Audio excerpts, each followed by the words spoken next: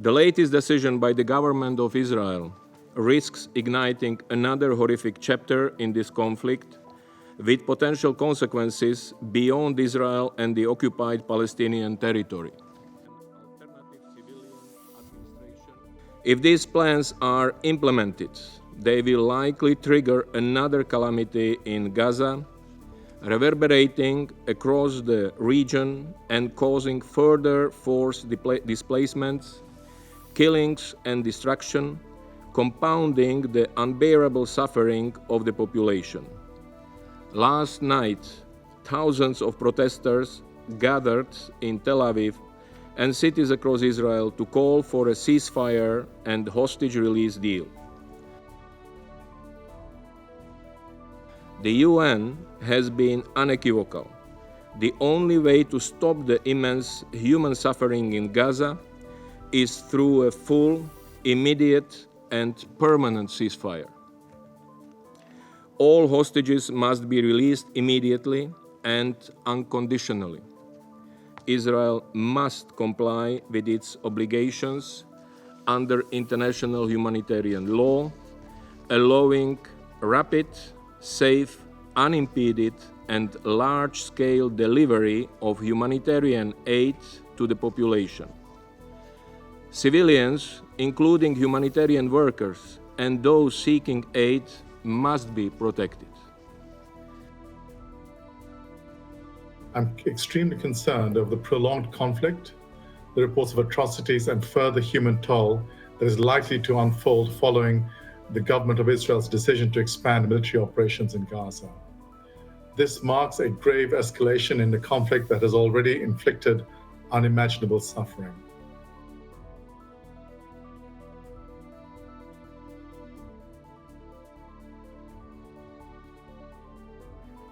Given the scale of repeat displacement and current living conditions, preventing the entry of emergency shelter supplies defies the obligation to allow humanitarian relief for the population in need. The humanitarian system is effectively collapsed, hospitals are not protected, doctors have been killed or detained, and facilities are working without sufficient medical supplies. Water and sanitation infrastructure, already at a critical failing point before the crisis, are now almost completely failing, and social cohesion is unraveling. So how are the people in Gaza expected to survive in these conditions?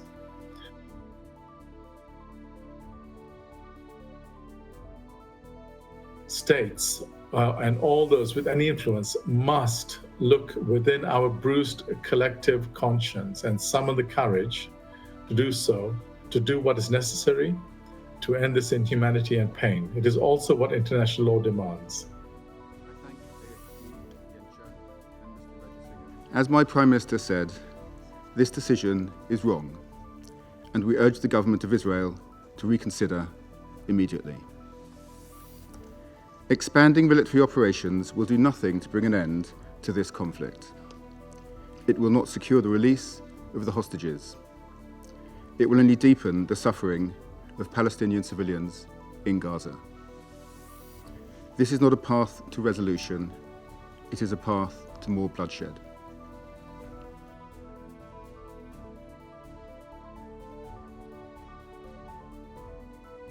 Remarkably, instead of pressuring Hamas, members of this body have encouraged and rewarded its intransigence, actively prolonging the war by spreading lies about Israel, the Gaza Humanitarian Foundation, and the United States, and by handing propaganda victories to terrorists.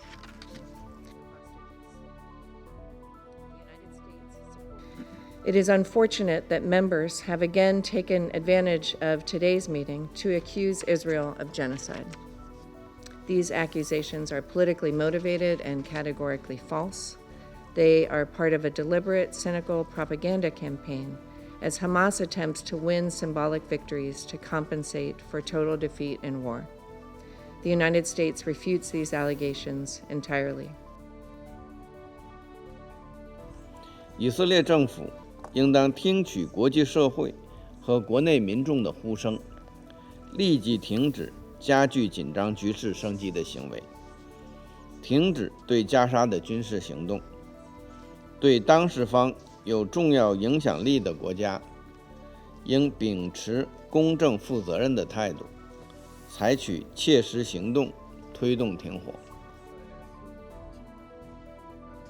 Пока же, как мы понимаем, несмотря на заверения Госдепартамента о продолжении, цитирую, реальных и серьезных дипломатических усилий по прекращению страданий в Газе, освобождению заложников и достижению постоянного мира, конец цитаты, Соединенные Штаты попросту умывают руки и предоставляют Западному Иерусалиму карт-бланш на полную свободу действий в Газе.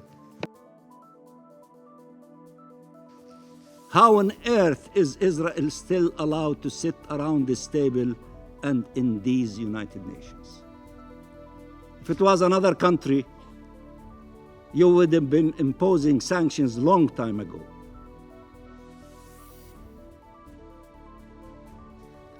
The position of Palestine is unequivocal. We reject all harm to civilians, and our civilians are not less civilians. Their lives are not less worthy. We have never justified and always rejected harming Israeli civilians, killing them or taking them hostage. But we reject any attempt to justify the massacres committed by Israel against Palestinian civilians, or its abduction of thousands of Palestinians, or its starvation policy, or its displacement policy, or its annexation policy. The IDF is preparing to take control of Gaza City while ensuring humanitarian assistance flows to civilians outside combat zones and away from the reach of Hamas. This is not conquest. Israel has no plans or desire to permanently occupy Gaza. This is liberation from a brutal terror regime. In a complete inversion of morality and logic, this body has urgently convened to chastise the one democracy in the Middle East, the nation standing on the front line of the battle against radical extremist terrorism.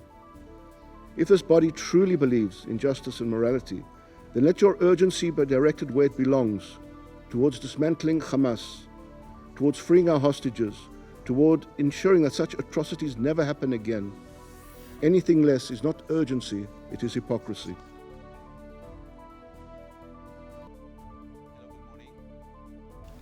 We condemn the government of Israel's decision to further expand its military operations in Gaza. This plan risks violating international humanitarian law. We call on Israel to urgently reverse this decision and not to implement it. And we reiterate that any attempts at annexation or of settlement extension violate international law. Expanding military operations will only endanger the lives of all civilians in Gaza, including the remaining hostages, and result in further unnecessary suffering.